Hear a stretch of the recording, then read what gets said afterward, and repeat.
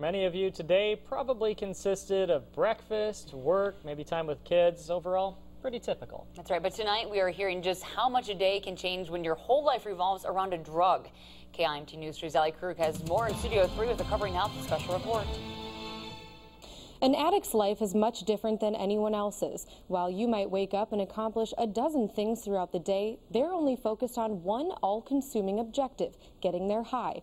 But I met with a couple who has defied the odds and have pulled themselves out of this destructive life. Drugs and alcohol erased my life. You know, I was making bad choices. My life was out of control. I was on the verge of, losing my kids. I probably should have lost my job. I guess it got to the point where I became the person I never wanted to be. Illegal drugs and alcohol, when taken to the extreme, can create a chemical dependency, an addiction that can ruin lives. Shane and Naomi Wells know the battle all too well. I would rob people. I would steal things. Shane says he started experimenting with drugs and alcohol when he was just a teenager, and when at his worst, the majority of his life revolved around his addiction to methamphetamine. I used to eat out of dumpsters. I mean, that was the only way I could eat. That was the only way I could survive. As for Naomi, her approach to survival and escaping from young adult insecurities came from a bottle. It was fun at first, hanging out with friends, going out to the bars,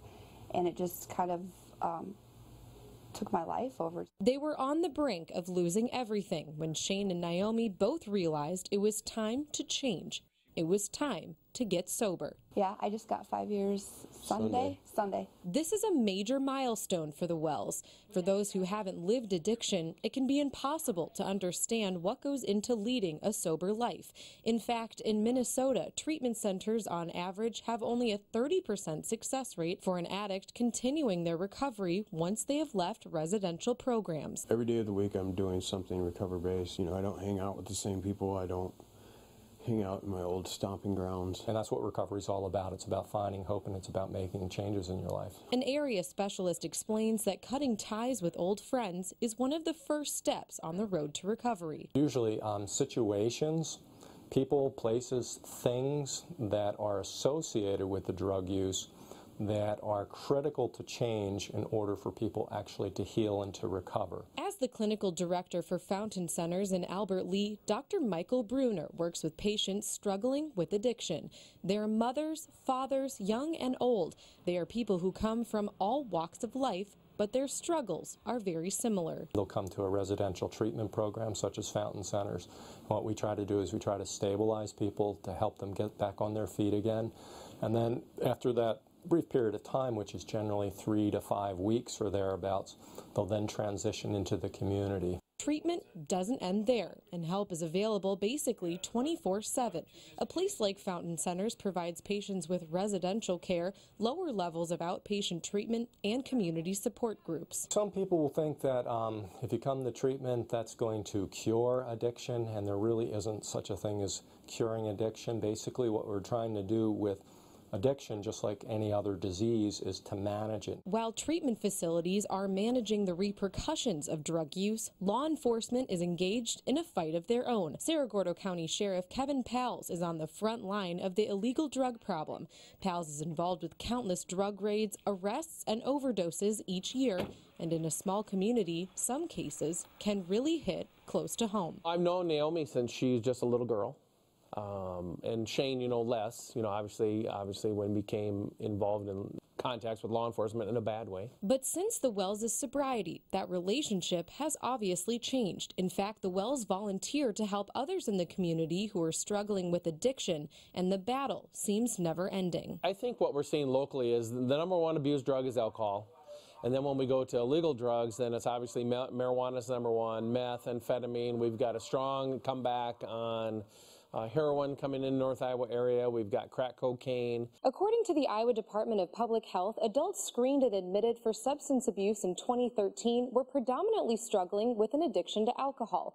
Marijuana came in next at more than 20%, and there's been a slight increase in meth use from just a couple of years ago. This year, Substance Abuse and Mental Health Services Administration in Minnesota is reporting nearly 40% of adults that check into treatment are struggling with alcoholism. Roughly 25% 5% say they're addicted to marijuana, and about the same percentage have a dependency on meth. That number is up 10% from last year, and doctors are describing that as astonishing.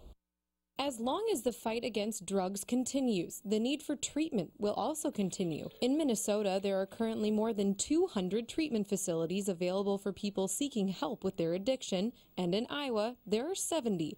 For people like Shane and Naomi, they don't know where they'd be today if it hadn't been for those willing to help, and both feel now that they're truly participating in the life happening around them. I packed more stuff into my first year of sobriety than I ever did in the 33 years that I was alive. I know what will happen to me if I took that first drink or that first drug, and it's not even like the physical part of it. I don't want to go back to feeling how I did inside. Both are aware that sobriety comes one day at a time and that neither one is ever really cured, but each day that passes is a blessing that doesn't go unnoticed. I've always ran around with this huge hole, this abyss inside of me, and I've thrown everything into it: drugs, women, rock and roll. I mean, you name it, anything and everything. And I still do. I have a very addictive behavior, but now I've learned what actually fills that hole, and that's my higher power. Finding this new outlook on life was just the beginning for the Wells family, and it's something they believe will help them find courage to face each new day. Addiction is something that can be inherited, so where there's one addict, there's usually another. For Shane, he tells us that at one point his mom was struggling with addiction, and that ever since his sobriety, she too has looked into treatment and now is on her own road to recovery. Now, in order to get help, you first have to identify that you even have a problem. We have made some resources available on KIMT.com. They include what to look for when it comes to identifying addiction, whether that's in yourself or in others. You can find those links in this story under local news.